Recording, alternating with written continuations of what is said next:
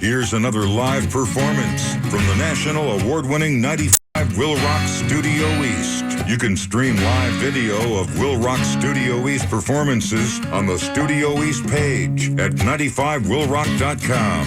Powered by the U.S. Army. They're strong, and then there's Army Strong. Learn more about the U.S. Army at goarmy.com. Now, let's go live to the 95 WIIL Rock Studio East. Live with one of my favorite bands, that is Monster Truck. Good afternoon, gentlemen. Hey, how's it going? All the way from the great white north woods of Canada. They're here today. And it's kind of stuck in the woods out back. And the only reason I'm even bringing it up is because there's been Instagram posts and Snapchats. Really? Mine was Monster Truck is stuck. Oh, poor George. And then I just thought about the irony just with the whole thing. If your name was not Monster Truck, none of it would even be funny. You're right. It'd be more tragic. So luckily we can make light of it. I mean, it does still suck, but I'm glad that you guys made it in here, and we're remedying the situation outside. So I'm glad that you made it ahead of your show tomorrow night at Route 20 Outhouse, which I'm really looking forward to. And I'm happy you guys are back, not only on tour but with a new album. The last I'd seen you was at Rock on the Range 2014, which was shortly after you guys were here the first time. And then then it was kind of quiet on the Monster Truck front. I'm like, man, I find a band that I love, and now they're gone. And so I'm like stalking Facebook and Twitter and everything. I'm like, give me news on Monster Truck. And they're nothing. And then finally I'd gotten wind, that you guys were in the studio working on some new music. So why so much time in between the two albums? Good question. I don't know. We took too long. We basically straight up just took too long. Record, but it was in an effort to make sure that it could follow up Furiosity properly. So it was just us kind of double, triple, quadruple checking, making sure that the album was strong enough to release. And then of course when we missed our window, it became Christmas and New Year's, which is like a blackout zone for like right. Yeah, everything. even if you guys wanted to work, nobody else is working. Yeah. So the combination of us taking too long and the holiday season has pushed us into 2016. And the way things have been rolling out so far, it looks like it hasn't really hurt us too much, and we've gotten the momentum going again, and it's been fun. Good. Yeah, Sittin' Heavy is out now, and we've been playing Don't Tell Me How to Live. And the title of the album actually came out of a meal in a catering tent. Is that real? It is real. I don't think it was ever supposed to go out in a press release, but it did. So now we have to explain that. And it had something to do with like American portion sizes, right? That you guys are just like getting down on it. Portion sizes. Oh, so okay. His own it was at catering at Bonnaroo. And so you just had like unlimited access, Cool Steve, to food. Yeah, I had forgotten which catering it was. I guess I just was all catering. Well, you were in a food coma. Like that's not something you remember. Yeah, exactly. Yeah. I think I was with him, but I couldn't speak, so he came up with the name of the record. And it was just like, oh man, guys, I'm sitting heavy from all this food. Well, I could see it in his eyes. I was like, hey man, you doing okay over there? And he's like, oh, I'm sitting heavy. And I was like, that's a good name for an album. And then everyone was there, and everyone was like, yeah. And that's like one of the rare times where all four people like agreed on something like immediately. So that it was like kind of like, okay, we have to do this. So is there as good of a story for Furiosity? No, that's just Steve. Steve is really good with words. Like, clearly. Puns and like. Well, that's become the story now. Is that it's just up to me to come up with album titles, and I think we have come up with the next one, which we can't divulge yet. But I think we're going to keep the same pattern going. He came up with Curiosity like 2 years before the album was even recorded. Like, and we just had it in our back pocket and waited on it. All right, well, it worked out. Everything always does. And Sittin' Heavy worked out, and you're walking now, so that's a really good thing. I wish we had catering here for you, too. Me too. I'm sitting light right now. I'm sitting light. Good. Well, I'm ready for you guys to play. What's the first one you're going to do for us this afternoon? First song is called Don't Tell Me How to Live. All right, let's do it live with Monster Truck in Studio East.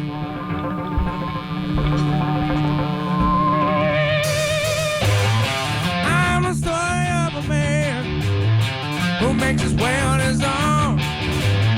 Don't need no kind of direction from no one. I got myself a pretty old soul. Ain't nobody gonna tell me how to live.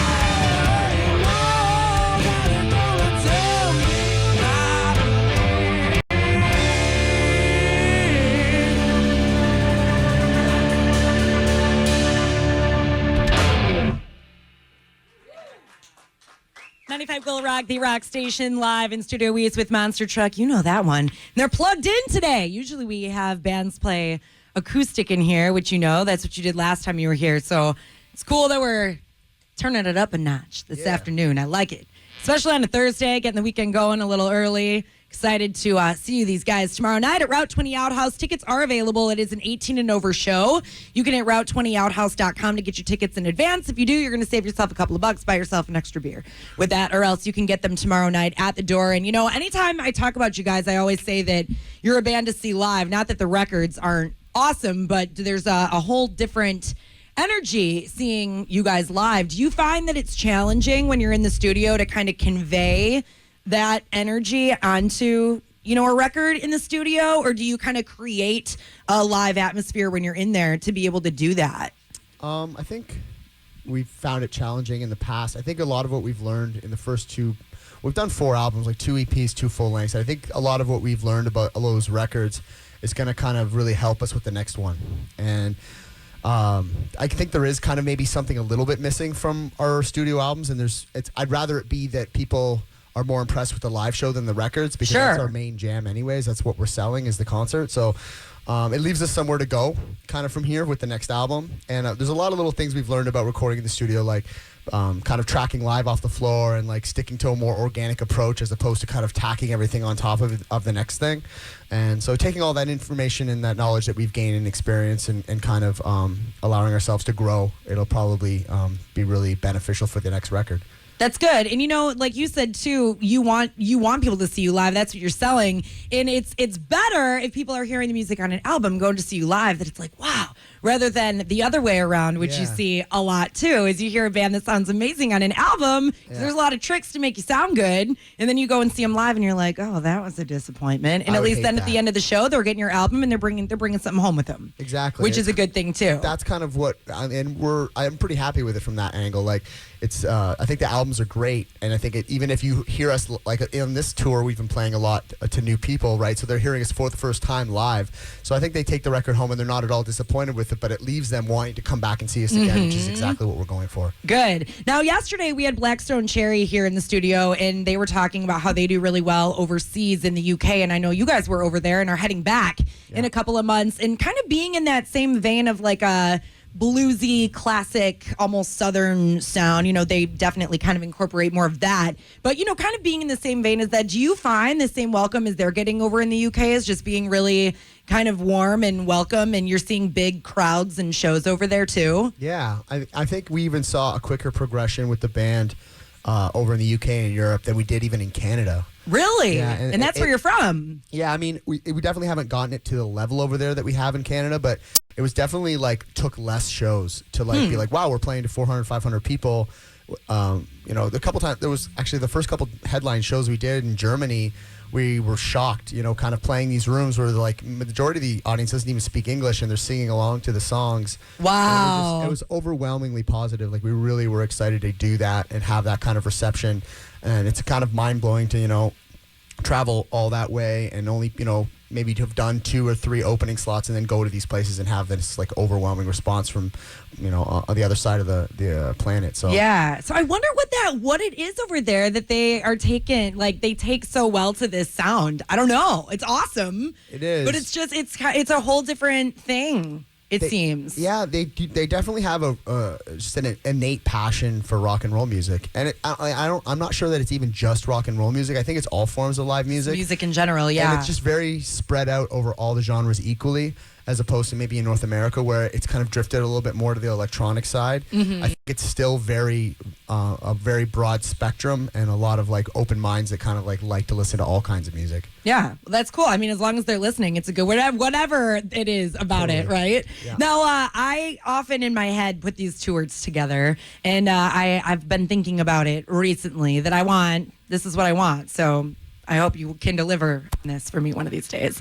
I'm thinking Rival Sons, who you guys have toured with. Yeah. I'm thinking Blackstone Cherry and you guys. and Shaman's Harvest, I think, to round out the bill. Okay. So can we maybe make that happen? We're on it. I mean, cool, Steve. I already know that your wheels are turning with a name for this tour. Oh yeah, it's already, the wheels are turning. Good. So I'm ready to see what happens. But Rival Sons, you guys have done many shows with them, haven't you? Not as many as we'd like. We did a short little tour in America and the East Coast. I think we did maybe like 8 or 9 shows with them. Cool. They're awesome. We really got along well with them. And the real thing that was special about that was that, you know, we've done tours with bands that are similar to us, and it's been almost too close, and it's kind of a competition. We feel a little competitive. And then we've done shows with bands where they're miles apart, and it feels like there's kind of this big divide that's not really gelling well with the show. And they're a perfect middle of the road for that, because they're in the same vein as us, but it's also very different. Right. And I think it appeals to both fan bases. So, like, fans of ours really love them, and fans of them really love us. And I think it's a really great kind of symbiotic like show, a rock show to see, you know, with these two bands that are similar but different and each have their And own then that's kind of cool fan bases too, that because are both then kind your of cross. fans, it's not too different where they're gaining fans of yours and you're gaining fans of theirs. Yeah, so that works too. Yeah. And I think they felt like that too, and it was something that we both kind of took note of. We're always on opposite album cycles. So it's always tough to line up. We're always catching them at the tail end of a tour while we're at the beginning, or vice versa. So it'll be interesting to see what they do with their new music, and we hopefully catch them out on the road next year. Yeah, I hope so too. And yeah, keep those other bands in mind, and we are going to get this truck Yeah, we'll get rolling. this rock and roll thing All on the right. move. Well, speaking of rock and roll, what's the next one you guys want to do for us here in Studio East? The next one we're going to do is called For the People. Cool, let's do it live with Monster Truck.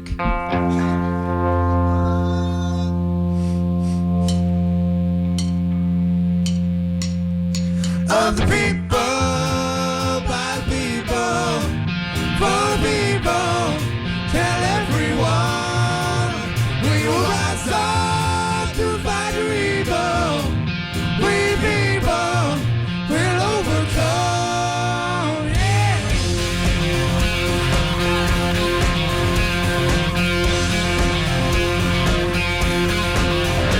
We ain't born